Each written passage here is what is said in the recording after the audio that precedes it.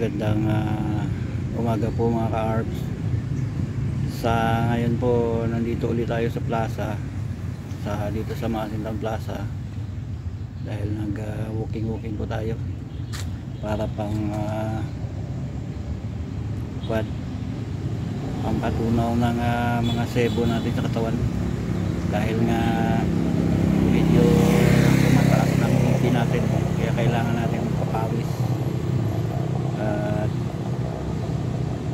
naisipan ko na rin na mag-vlog ulit dito dahil may nakita akong malaking punong kahoy dito na ngayon ko lang siya talaga na namumulaklak ba. At ang ganda po ng bulaklak niya.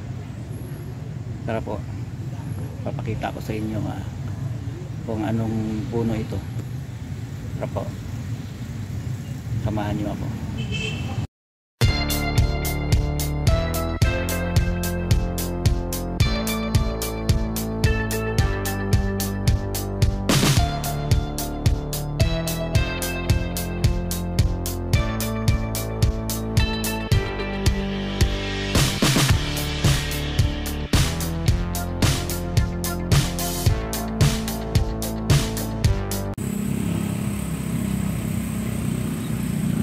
Ayan po yung nakasentro sa cam natin ng sinasabi kong puno.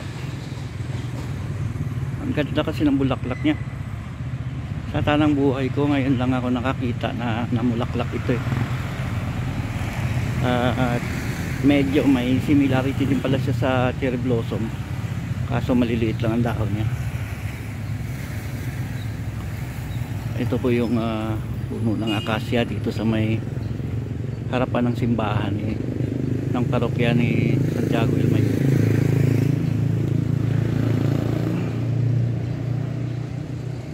Teka po, i-zoom natin.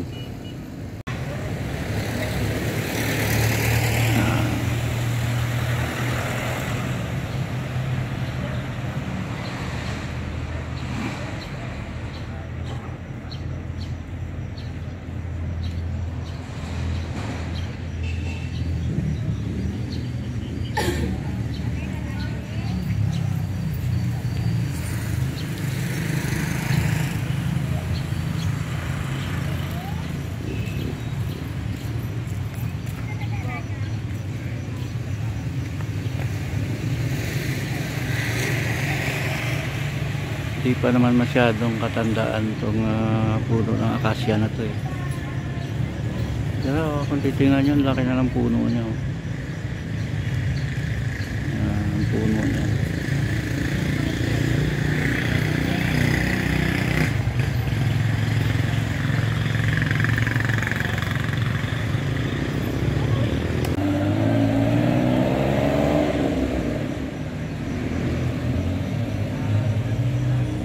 Medyo madilim nga lang pagka naka super steady ang camera natin, pero kahit paano hindi siya nanginginig. Pag i-zoom mo kasi dapat i-off mo yung super steady niya kaso dahil nanginginig ang kamay ko, shaky siya.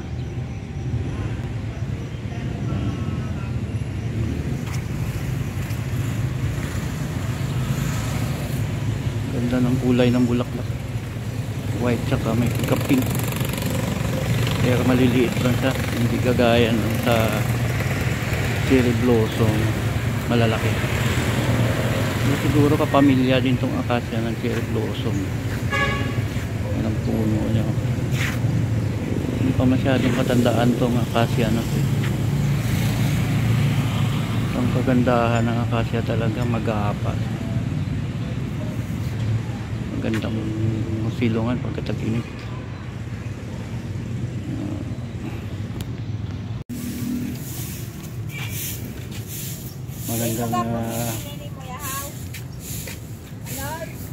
Magandang umaga po ulit mga ka-ARPS. Ay pakita ko na po sa inyo ang sinasabi kong puno. Ang puno ng akasya dun sa may tapat ng simbahan ng parokya ni Santiago Ilmayo. Gaya na nga ng sinabi ko kanina, ngayon ko lang talaga nasaksihan ang pamumulaklak ng puno na yan. At napakaganda po ng kulay ng bulaklak na yan. May medyo parang may hawig din sa cherry blossom, kaso maliliit lang ang bulaklak niya kung gaano kaliit ang dahon niya, ganun din ang bulaklak niya. Pero kung makita nyo naman ang puno, napakalaki. Ano po, hanggang dito na lang muna tayo sa vlog natin sa araw na to. At kung nagustuhan nyo po ang episode natin sa araw na to, baka pwedeng makahingi naman po ng thumbs up dyan. At kung di pa kalabisan, baka pwede naman po na mag-comment down below tayo para may magkaroon naman ng conversation ng vlog natin sa araw na to. At kung hindi pa talaga kalabisan, sa mga nakakapanood ng vlog natin na hindi pa nakasubscribe, pwede po mag-subscribe naman kayo para lalo tayo matagdagan, kasi medyo konti pa lang tayo ngayon At sa mga nanonood po, pakiusap po ulit, pwede namang tapusin nyo naman ang panunood ng mga vlog natin, lalo na ngayon mga maigsi lang naman mga tag-iilang minuto lang ang ginagawa nating vlog, dahil nga hindi pa tayo nakakapag road trip, nakakapag long ride, dahil unang-una po wala tayong budget sa gasolina, wala tayong mapagkukunan, kaya dito na lang muna tayo nagbablog. At ang isang dahilan pa, itong mga nakaraang araw na grabe ang init, parang hindi kaya ng katawan natin na mag long ride, dahil nga tumataas ang BP natin kaya nga ito araw-araw nag-walking tayo dito sa plaza para kahit paano makapagpatunaw-tunaw tayo ng mga sebo natin sa katawan, kasi halos di bumababa ang BP natin nag 180/110 tayo minsan tapos ang timbang natin parang medyo mas kuwan siya kaysa sa laki natin ng katawan natin kaya eto, nakapag-decide tayo na araw-araw magpapawis. Kasi umaga naglalakad tayo dito.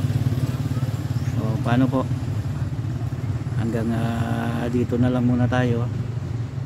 Tayaan nyo po pagka nagkaroon tayo ng budget pang gasolina, pang allowance natin, at kung magiging kondisyon ng katawan natin,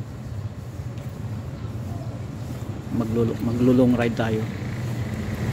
Yung isa nga na binabala ko talaga na puntahan, medyo malayo-layo siya bala ko sanang i-vlog ang Valderrama to Lambunaw Road, na doon talaga magsisimula ang pag-vlog sa may sa may municipality talaga ng Valderrama, doon sa Antique. Medyo malayo-layo po yun. Doon ba tayo niyan dadaan sa may yung na-vlog natin nung nakaraang January, yung Igtubli to Aningalan. Doon talaga ang daan natin yan, San Remigio Antique, bago tayo makarating ng Valderrama. Kaya medyo malayo-layo talaga, kaya dapat paghandaan talaga natin yun. Yun ang isa sa mga inaasam-asam ko talaga na ma-vlog. Paano po, hanggang dito na lang ulit. Maraming salamat sa mga suporta nyo, sa pagsubaybay sa mga natin, sa mga ginagawa natin vlog. Paano po, bye bye.